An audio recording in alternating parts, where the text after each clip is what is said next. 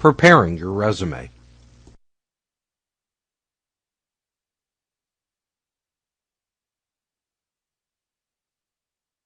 In this Preparing Your Resume course, you will learn 1. The 5 P's of resume writing, 2. Principles of resume writing, 3. The resume.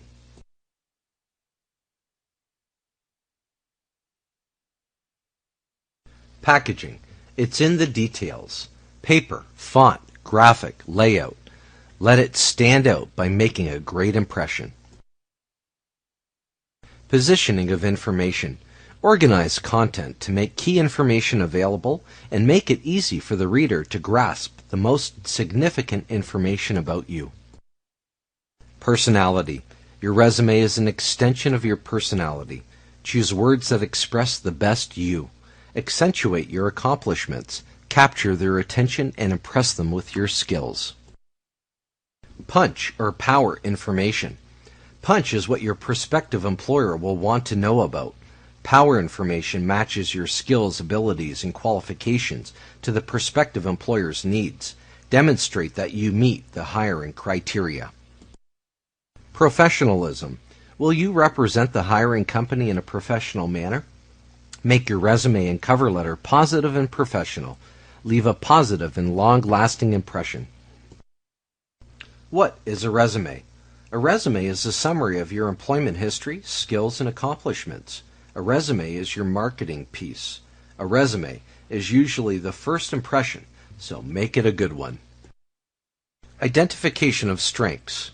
The first step in writing a resume is identifying your strengths. You will also want to list your employment history, accomplishments, skills, community, and professional involvement. Think about your entire life. Our experiences encompass our entire life, not just professional work experiences. So as we review our accomplishments, we can also include some of these work-life experiences that contribute to our skills and knowledge building. Review each area listed above as you begin to create your resume. The participant will begin to see how these areas can play a role in listing your talents. If listing hobbies, make sure they relate to the work, that is, transferable skills.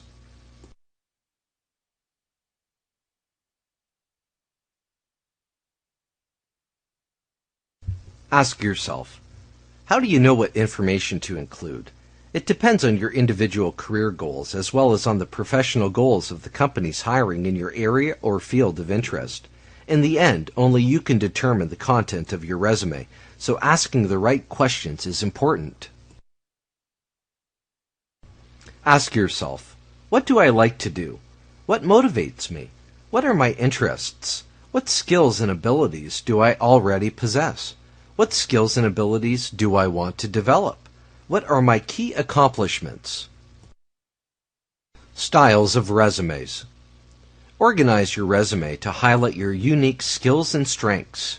Use whatever combination of organizational styles you think best showcases your individual qualifications. The most common resume styles are reverse chronological, functional, combination, imaginative. Click to the right to learn more about the different types of resumes. Imaginative Resume. This style is ideal for people looking for a job that demands creativity such as graphic design, architecture, or website design. Acts like a mini portfolio because it demonstrates a combination of layout, graphics, text integration, and audience selection. Make sure the company will accept this type of resume before you submit it. Combination Resume. Quick synopsis of your market value followed by employment history. Promotes assets, key credentials, and qualifications. Supports your accomplishments that match employers' needs and utilize benefits of both resume formats. Functional Resume. Place things in order of importance rather than chronologically. Organize experience by type of function performed. Under each function, give specific examples.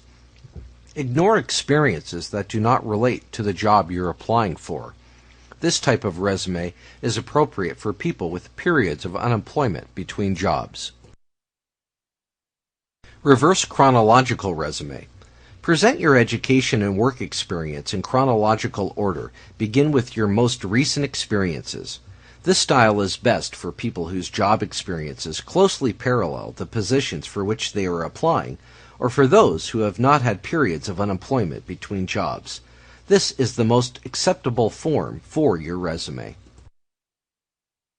Before we get started, okay, now that we have identified our strengths, skills, and assets, it is time to look at what employers are looking for and the do's and don'ts of resume writing. The employer's perspective.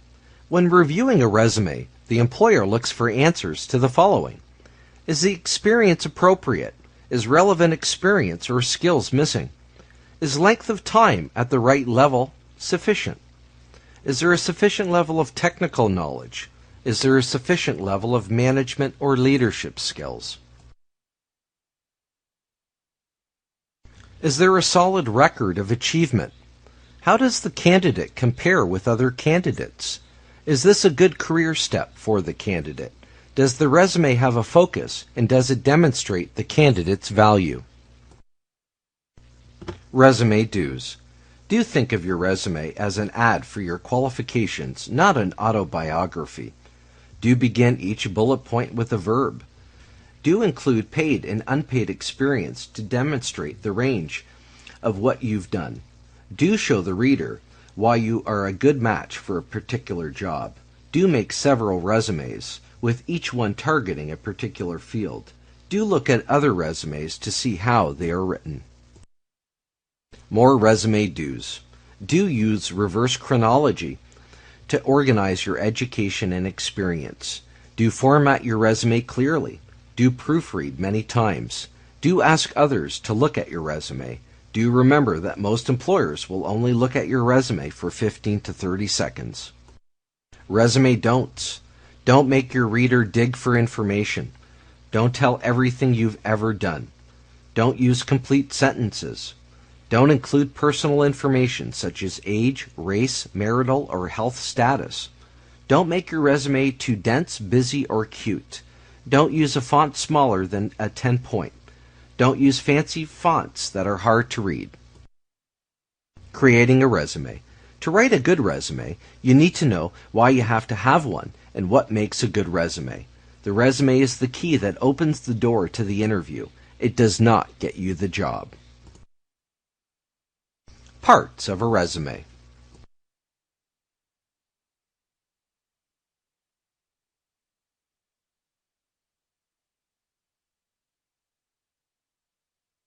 Creating a resume.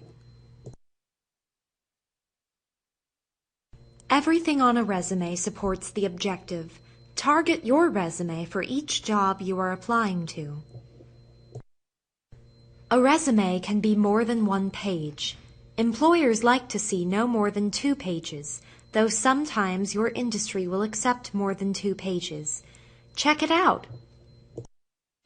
A resume is not your life history, nor is it an application. The purpose of the resume is to get you an interview. You have to get the job. These are the parts of a resume. See how they all support the objective? Objective. Target your objective to the position you are applying for. It should be straight and to the point, such as Customer Service Representative, Nike, Inc. Yes, you may have to change your resume for each job. Employers are not mind readers. Make it easy by letting the employer know exactly which position you are applying to. Qualifications. Statements that support the objective and match you to the position. Relevant skills and experiences. Support your qualifications and objective. Employment history. Supports your experiences. Education, seminars, and professional affiliations. Click on the menu to the left to learn more about examples of accomplishment statements. Security position. Observed and reported all incidents of safety hazards to proper authority. Performed perimeter checks in parking areas. used video surveillance system, performed patrols in commercial buildings, checked and signed visitors into lobby, performed patrols on construction site, signed contractors in, reported any discrepancies on daily activity report, and checked all vehicles upon leaving site. Supervisory position. Skilled in solving employee disputes with schedule and duties. Trained new staff on basic job duties, safety procedures, customer service standards, and encouraged them to continually stay busy by asking for extra tasks when regular duties were completed.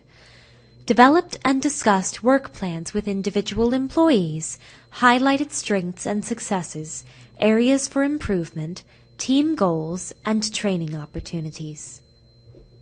Skills. Your skills are broken down into targeted areas such as office administration, nursing, teaching, pharmacy. Your professional experience can include 3 to 4 skill areas that support the objective. Under each skill area, you will list the experience you have that shows how you use the skills. These will be the areas that you are skilled in that tell the employer how you match the job they have open. They can change each time you write your resume. They tell the employer you are capable. Translate action into experience. Use action verbs to eliminate unneeded words and information. An employer will be able to tell a lot about you from your action verbs. If you tell the employer you organized, managed, assisted, counseled, trained, it says, I am capable of organizing, managing, counseling, training. This certainly says a lot more than my duties and responsibilities were answering the phone and dealing with customers. Choose your action verbs carefully. Be sure they tell the employer what you are capable of doing. Employment history. This information is always in chronological order. Your present or last position first and then backwards to your first position, no more than 10 to 15 years back. Create a list with your job title, company name and city, dates you worked. This is not an application, so addresses, supervisor's name, and wage information do not belong on the resume. Education. List your most recent education first. Don't forget about the seminars that your companies provide at your workplace or sent you to attend. This can fall under related education. If you list college, you do not need to put down high school. If you have military experience, show your education under this heading and your time spent under employment history. References. Make sure to contact those you have chosen for your references to make sure it is okay with them being a reference for you. Keep these on a separate sheet from your resume, but on the same type of paper and graphic style of your resume. Don't send with the resume unless requested. Include name, title, position, address, telephone, relationship, and number of years known. If you can, have 2 to 3 personal and 2 to 3 professional references. Reviewing and revising. Have your resume reviewed by several people. Typing or spelling errors? Statements easily understood? Writing style. Is it concise and direct? Paragraphs and sentences should be to the point. Have redundancies and repetitions been eliminated? Have you used appropriate action verbs? Remember, spell check on your computer only checks words misspelled, not misused. Are grammar, punctuation, and layout consistent? Is all unnecessary information eliminated? Is layout simple, professional, and attractive? Did you leave white space? Does it present the best possible picture of you? A final check. Check to make sure your phone number is correct. Education section should include your most recent education first. Stress your accomplishments and the skills you have used to get the desired results. If you are making a career change, stress what skills are transferable to support your new career objective. Neatness counts. A poorly structured, badly typed resume is a reflection of the applicant. Keep the personal stuff off the resume. References are done on a separate sheet, no more than 2 pages in 15 years. Avoid references to hobbies, activities, and memberships that are not business related or have no relevance to your current goals or job objective. Uploading your resume to the web. Email yourself a copy of your resume. This way you will have access to it anywhere you have access to the internet. Use a Word or a PDF format. Optimal font size is 10 to 12 points. Use simple fonts. Some examples are Times New Roman, Arial, Book Antica, Verdania, Tahoma, Courier. Where to keep your resume. Save your resume to your desktop so that you can easily open it to edit, print, or send via email. It is also recommended that you save it to a CD or a DVD in case your hard drive crashes. Bill, do you have any ideas for me about how I should go about revising my resume? As a matter of fact, I do. First, know that a resume is a summary of your experience. This is your marketing piece and usually your first impression. Generally, resumes have 5 basic parts. They have the heading, objective, summary of qualifications, work history, and education. Well, how long is a resume?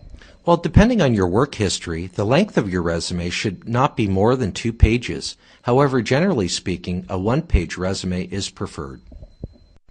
My resume is 3 pages long. How can I make it shorter? A resume only describes your highlights. You do not have to go into lengthy or specific details of each position you have held. If you feel that you should be telling more about yourself, that can be accomplished during the interview. Here are a few tips regarding your resume. Think of a resume as an ad for your qualifications. It should include paid and volunteer experience to demonstrate the range of what you have done. Keep in mind that any misspelled words or errors in grammar may prevent you from getting a job. Also, don't include personal information such as age, race, marital, or health status. Now that I revised my resume, I feel like it's boring. Hillary, here are some tips I used when I wrote my resume. Make sure you choose words that express you best and include skills, abilities, and qualifications you have that match the prospective employer's needs. Bill, I think with this information I'm ready to revise my resume. Thanks. Remember, before you begin to share your resume with employers, have somebody review it and edit it so it's free of spelling and grammatical errors. Conclusion. Now you have acquired some skills about preparing resumes, the use of the 5 P's of resume writing, and principles of resume writing to secure yourself a job. Good luck.